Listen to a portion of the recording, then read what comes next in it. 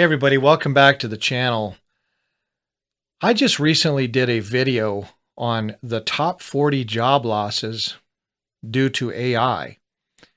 And that video sparked a lot of intense conversation, but one exchange I had yesterday kind of bothered me, and I figured I would do a video on this because this is a subject that is really intense and really affects a lot of people. Now, what I'm talking about is I had an exchange with a teacher. Now, in my top 40 list, I did mention teachers, but they weren't at the top of the list. It wasn't like data analysts and stuff like that. AI is already replacing web developers and all these other people. Teachers were further down on the list, and I wasn't saying they'll necessarily replace all teachers, but that field is going to be impacted. But I did say in the video, I said government jobs are pretty safe right now because government is extremely slow to react to anything. They seem to be way behind the times on a lot of things. So anyway, I had this exchange, and I just wanted to let you guys know what this person had said word for word, and I'll show you guys the comment. And I really thank this teacher for speaking up, because the reason this bothered me is I felt for the teacher, but at the same time, I'm holding my ground on some of this stuff. But anyway, basically, here's what the teacher said to me first. Drunken intelligence, you don't know what teachers go through. Visit a classroom. And then I had responded to that. And then this teacher came back and said, how can AI work with a child one-on-one while having 29 others in the class? How will it discipline the class? How will it do extracurricular activities that are also the teachers? So the teacher brought up a really good point. You know, how can you replace all those things with AI? And I'm not saying that. I'm not saying that you can completely replace everything that a teacher does with AI. However, what I mentioned in my comments, and some others did, was that in quite a few places, the public school system is really failing the kids. And when you say that to most teachers, they get really upset, really defensive. And I'm going to tell you guys later about an incident I had in 2018 with the members of the teachers union. Holy smokes, that got bad. But what I'm getting at is this AI is coming so fast at everybody. We don't all have a chance to adjust to this. People are losing their jobs. People don't know what to do. But as far as the education system, I will guarantee you this. Mark my words on this. Schools are going to start bragging that they are using AI, teaching kids how to use AI. I mean, this is coming in. Whether you don't believe this or not, it's coming in. And for example, if I wanted to right now, I could write an AI chemistry teacher personality. I could have this thing just tutor the kid on chemistry. Now, that's not the same as lab work. You know, I'm not talking about they're in the lab with the test tubes and everything. You got to understand, in chemistry class, there's a lot of book work. You don't just go to the lab and just start mixing stuff. There's a huge amount of learning ahead of time. So I could write a tutoring program that will teach the kid. And if the kid falls behind on one particular thing or just doesn't get one particular thing, it'll just keep asking them and then work with them on it until they get it. I can do that. Well, what does that do? That doesn't necessarily replace a chemistry teacher's job, but what it does is it makes less of a need for their time. So, this is coming. This is the way it's going to happen. But it, like the teacher said, there's a valid point. I mean, these AI aren't necessarily going to take kids on field trips, and I don't know how they would maintain discipline in a class. That's a whole other subject, guys. I've noticed a huge difference. I went to grade school in the 1970s and the 1980s. I'm a graduate of 1988. And they maintained discipline in the class a lot better back then than they do now. Now it's like they aren't allowed to. So when you bring up discipline, I think in some schools they're able to maintain it, and others they're not. Let me know, guys, what you think of this. Whether you're a teacher or you're a parent.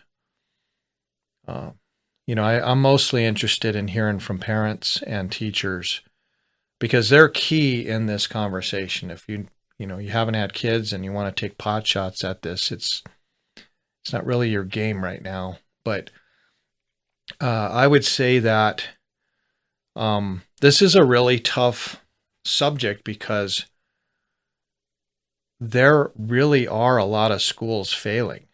And the reason I bring that up is because a lot of times the taxpayer dollars go to the school, and then they try to get test scores up. And I think some of these people are going to start pushing AI tools and tutors to kind of enhance the learning. And, to be really honest with you guys, some of these schools have very low budgets. I mean, they don't have enough to pay their teachers very well, and they can't get supplies in the classroom. So I think AI is going to be appealing when it comes to budget. I think they're going to find out that, bring in some of these tools and it'll lessen the burden on the teacher. I just know that's where we're heading. I'm positive. But, that's the thing is a lot of us parent types, we have strong emotions on this subject. I raised 4 kids. In the very beginning, our area was growing so much that our oldest boy, the classroom went from around 25 kids per teacher to over 30, and all chaos broke out. The teacher was not able to maintain control. My son wasn't learning. So we actually pulled him out and put him in a charter school. And then the rest of them went to charter school for a few years. And the charter schools really had something to prove because they were getting less tax dollars than regular public schools, but they seemed to care more. Like they had something to prove. So they're going to teach your kids skills, and they did. We sent our kids to a couple different charter schools over the years, and overall, they were amazing. Now, that's going to tick off some public school teachers as well and teachers' unions, but that's just the way it was. I mean, our kids actually learned a huge amount of educational knowledge while at charter school. And then later on, we moved, and then we put our kids back into public school. And we were reminded right away how terrible that was. I went to parent-teacher conferences, and one of the teachers says, I'm just here to get a little experience, and I'm going to go get a better job. I mean, that was like one of the first things I heard from a teacher when I went in for the conferences. But that doesn't mean all teachers are bad. I'm going to tell you guys. My wife has a teaching degree. My wife taught. Her entire family, most of them were teachers. Very, very connected to that. And once the public school we were sending our kids to was it just seemed like it was just having major problems. My wife ran for school board, and she was elected twice. She did 4 years. Those are 2-year terms. And she did that not to pick on the teachers. She did that so she could maybe encourage balance. The budgets were tight, but we didn't need all the chaos, and plus we had kids going to school there. So, we were tied to the school system situation, and then as far as me going in a classroom, the only thing I did back in the day was I taught fire safety to the kids along with my wife. We were firefighter EMTs for 10 years on the side. But I just can't tell you enough that people are really frustrated with the school systems, and there's a lot of kids graduating high school that don't even have knowledge about a lot of things. I mean, they're taught heavily on these things of what to think. They don't teach them necessarily how to think, but they teach them I don't know, who's oppressed and things like that. They really push that stuff into the kids, but the kids come out and they don't really understand math and reading and problem solving and things like that. Now, that's not the way it is everywhere, but you can't ignore this. You can't ignore this. And if you're a parent and you're in an area where your school system is doing well, let me know. And if it's doing really bad, let me know. I mean, let me know if I'm making this crap up. I mean, this is a passion for me. So back when I went to school, I actually went through 2 public school systems, one in Minnesota and one in New Mexico. And I can honestly say I just felt like it was better than what my kids were getting. And, I was not the best kid to deal with because I seemed like I had ADD to these teachers. Some of the top CEOs used to say that some of these really successful guys, they were kind of bad students and they would end up with a desk in the hallway. But I can tell you guys, when I was up in Minnesota, I was so bad that the teacher put me in another room and I had to look out. I had to look through a window at the class because I couldn't sit still. But needless to say, I was bored. That stuff really bored me. But, once I got into straight up high school, I graduated with a 4.0 and got scholarships and National Honor Society and all that stuff. But that system I went through was way different than the way it is now. So another thing that the school systems were doing lately was they were focusing more on the kids passing these standardized tests than they were actually just learning things. And that's not the teacher's fault. That's the system. I think that was No Child Left Behind. That was one of the dumbest things I'd ever seen. But anyway, here's some data about this. You guys can look this up. A 2023 study from the National Assessment of Educational Progress showed that 13% of 8th graders were functionally illiterate, unable to read at a basic level. I mean, we're talking 8th graders, guys. They're ready to go into high school and they can't read. The National Education Association reported in 2022 that teachers spend up to 20 hours a week on administrative tasks and grading paperwork. Think about that, guys. They're not actually teaching. They're filling out paperwork and grading papers. And that's 20 hours a week. How is that spending time with the kids? All right, a 2024 report from EdWeek found that 30% of high school graduates lack basic critical thinking skills needed for college or work. So, kids are graduating without essential skills and teachers are stretched thin. And this isn't the fault of the teachers. I'm not going to blame the teachers, but it's systemic. And so I do think that AI can actually assist with this problem. I don't think AI is going to be the end all good thing either. I have a lot of concerns about AI. I'm not real happy that everything went the way it did. I mean, one of the things I would say that if you ask the teachers from my generation, one of the biggest problems is social media and cell phones.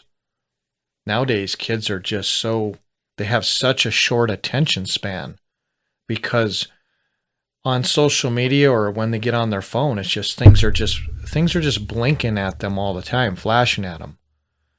And I don't know how you teach in that environment.